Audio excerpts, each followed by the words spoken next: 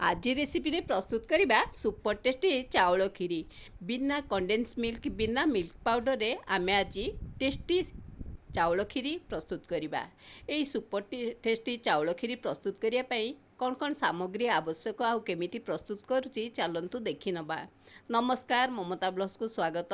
आउ एई वीडियोटी देखंतु, जदि पसंद आसुची निश्चय लाइक करंतु, कमेंट शेयर सब्सक्राइब करिया को केबे भी भूलिबेनी। आउ केमिति मु ओडिया स्टाइल सुपर टेस्टी चाउल खीरी प्रस्तुत करूची देखिया पई चलंतु प्रस्तुत करिबा चाउल खीरी।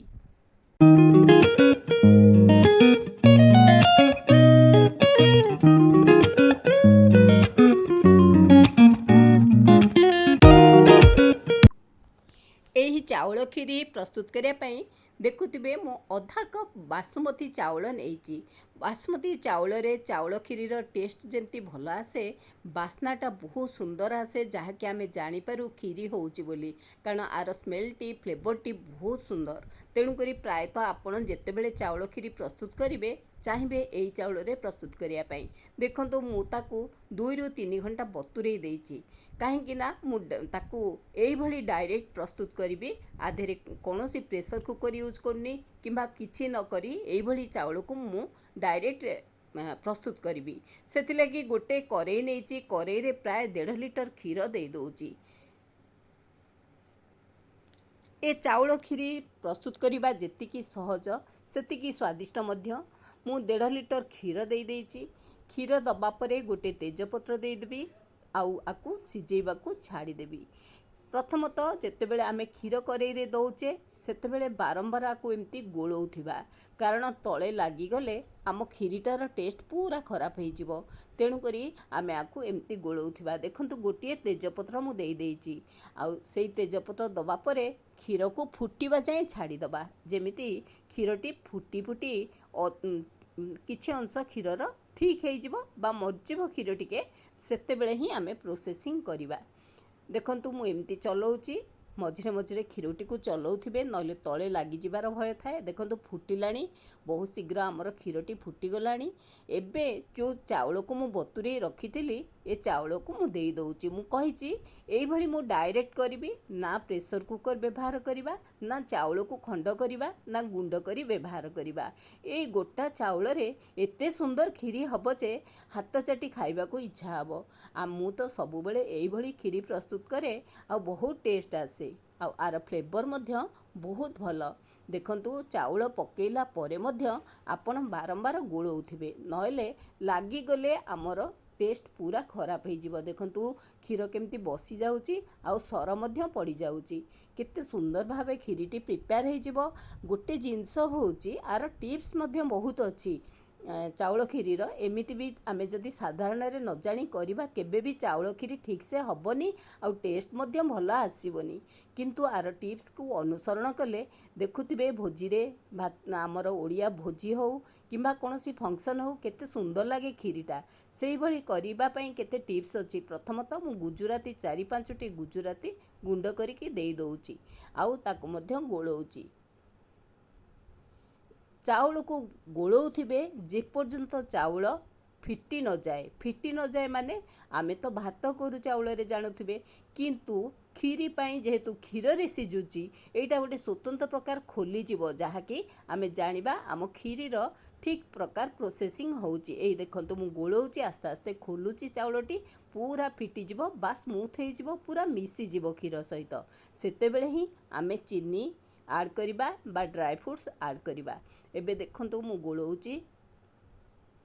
यही सबू टिप्स को अनुसरण कले निश्चित आपण मध्य आठू सुंदर टेस्टी खीरी करें। तेणुकरी फटाफट प्रस्तुत करने बा प्रेशर कुकर रे प्रस्तुत कले हाँ टेस्ट आसीबो, किंतु एमिति डायरेक्ट कले बहुत सुंदर टेस्ट आसे, आउ बहुत बढ़िया से प्रस्तुत हो जाए, किंतु टिके समय लगे। तेणुकरी आमे समय को रखिकी ए चाउल खीरी प्रस्तुत करिया को पड़िबो। देखंतु चाउल खोली गलानी। एते बेले चाउल खोली जिबा परे ही आमे चीनी आड करिबा। जेबे भी चीनी आमे आड करू, आमे साधारण सीधा चीनी आड करू, सेटा न करिके पूरा चाउल खोलिला परे मु देखंतु जेतिकी चाउल नेइची प्रायतः सेतिकी चीनी दउची। चीनी अधिक जदि आपण टेस्ट इच्छा हबो तेबे देई परिबे कम भी करि परिबे किंतु मु एतिकी चीनी दउची जहाँकि आमर बहुत सुंदर टेस्ट आसीबो आ क्वांटिटी अनुसार एतिकी ठीक हबो सेतिकी चीनी मु दउची प्राय 150 ग्राम चीनी मु ऐड करिची आ ताको गोळौची बारंबार पूरा खोलिबा जाए परिश्रम कले तो आमे ता रिजल्ट पाइबा तेणु करी टिके परिश्रम दरकार एबे गोटे छोट पैन ने मु बसई देइची किछि देई देइची किछि देसी घी प्राय 2 चामच दे दउची ड्राई फ्रूट्स रे आलमंड काजू मु भाजी नेबी ए आलमंड काजू टिके भाजिला परे आमे ऐड करिबा खीरी रे आउ जेबे भी मन रखिबे ए खीरी प्रस्तुत करिवे चाहिबे देसी घी ही ऐड करिया पई जहाँकि आर फ्लेवरटा बासमती चाउल को देसी घी आर बहुत सुंदर गोटे फ्लेवर आसे एटा भाजी ही गलानी प्राय भाजी ही गला परे आमे ऐड करिबा खीरी रे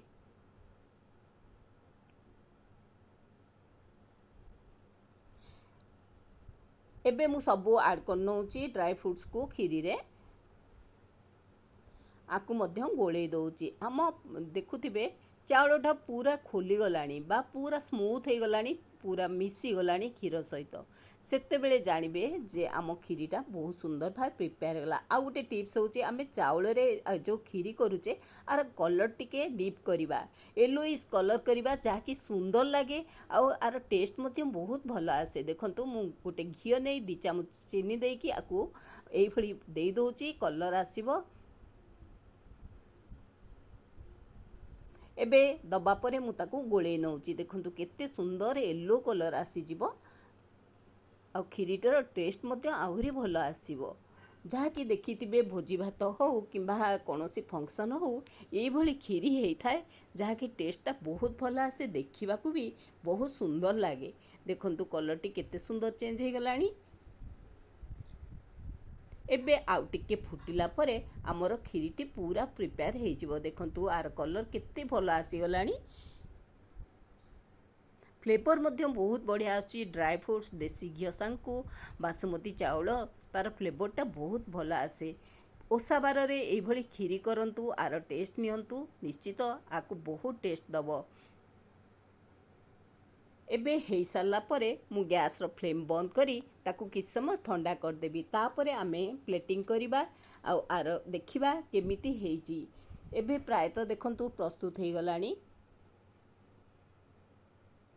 एई खीरी प्रस्तुत होबा पई टिके समय लागे तेणु धैर्यर सहित कले निश्चित आर टेस्टटा बहुत भलो आसे एबे देखंतु पूरा ठंडा हे गलानी मु प्लेटिंग करची ता ऊपरे गोटे लेयर बसी जाईची जाकी राबिडी भली आर टेस्ट आसे आ बहुत सुंदर भी देखंतु येलोइश रो गोटे सुंदर लेयर बस जाईची जाकी हमर जानि परिबा हमर खीरीटा बहुत भलो हेइची आ मु एई भली प्लेटिंग कर नउची पूरा ठंडा हे गलानी आ ठंडा हेला परे ही आमे आको प्लेटिंग करिबा मु देखंतु केते सुंदर हेइची आ आर फ्लेवर मध्य बहुत भलो आसुची आपण वीडियोटी संपूर्ण देखिथिबे जदि भल लागला निश्चय लाइक करिवे कमेंट शेयर सब्सक्राइब करिया को केबे भी भूलिबेनी आ एई भली टेस्टी खीरी टिप्स सह मु आज जेमती कहली से भली प्रस्तुत करंतु आर टेस्ट नियंतु विशेष करी पूजा पर्व रे एभली करंतु व्रत रे करंतु खीरी प्रस्तुत करी पूजा भोग लगांतु निजे खांतु बहुत टेस्ट आसीबो आ शीघ्र भी प्रस्तुत हे जीवो